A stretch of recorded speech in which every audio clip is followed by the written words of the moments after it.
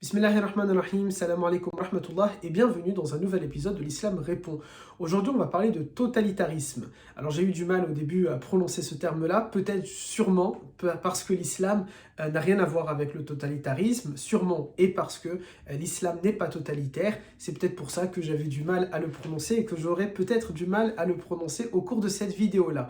Les preuves de cela, les preuves que l'islam n'est pas totalitaire, je crois qu'on va le dire de cette manière-là, ça sera beaucoup plus simple, c'est que déjà, en premier lieu, il y a le principe de la shura en islam, c'est-à-dire tout simplement le fait de demander l'avis, demander l'avis des autres. Et Dieu dit à son prophète, alors même, et pour rappel, qu'il est selon nous la meilleure des créatures, qu'il est l'envoyé de Dieu, qu'il a une communication avec Dieu, qu'il parle avec cette inspiration divine, en tout cas lorsqu'il va dire par exemple des hadiths qudsi, ou bien lorsqu'il va nous donner des commandements, lorsqu'il va réciter les versets, eh bien c'est Dieu qui lui dit de dire cette parole-là, et bien malgré tout ça, malgré tous ces faits-là, malgré qu'il est la meilleure des créatures, malgré qu'il est le meilleur des hommes, malgré qu'il est envoyé par Dieu, malgré qu'il est prophète, messager, Dieu lui demande de consulter ses compagnons lors de certaines actions. Et bien ça, c'est pour moi, et à mon sens, l'une des plus grandes preuves, si ce n'est la grande preuve, the preuve, qui fait que l'islam n'est pas totalitaire.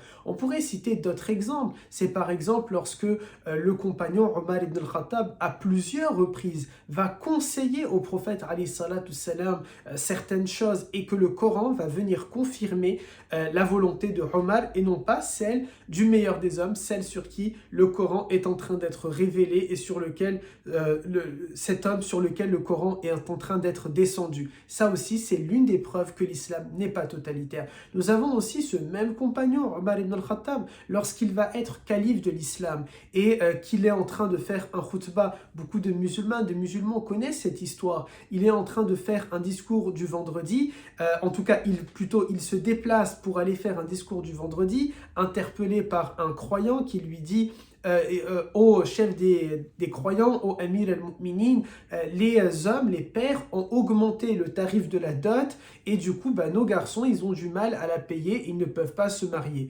Omar est alors inquiet, il se dit, mince, si le prix de la dot pour le mariage est élevé, eh bien, il y a peut-être la propagation derrière de la fornication parce que les hommes et les femmes ne pourront pas se marier et donc l'une et l'autre, les uns comme les autres, seront tentés d'aller commettre la fornication.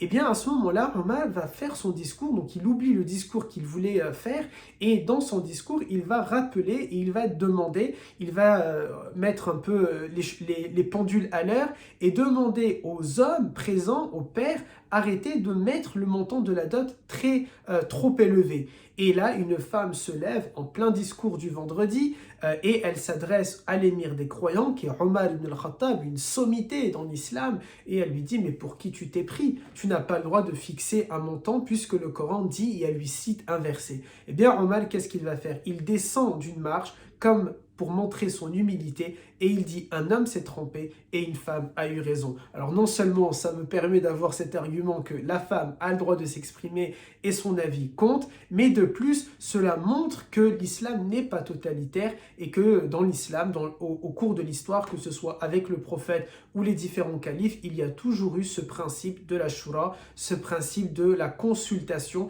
et il y a même une sourate du Coran, un chapitre du Coran qui s'intitule Ashura, le fait de demander l'avis. Et donc non, l'islam n'est pas totalitaire. On a déjà eu l'occasion d'ailleurs de parler dans l'une des vidéos de l'Islam répond de la démocratie et de que pense l'islam par rapport aux démocraties, ou est-ce que l'islam est venu renverser les républiques ou l'ordre établi. On avait répondu non. Et bien non seulement non, l'islam n'est pas là pour renverser les démocraties, non seulement l'islam est compatible avec la république et en plus de ça, l'islam est aux antipodes du totalitarisme. Barakallahu fikum et salamu alaikum wa rahmatullahi wa barakatuh.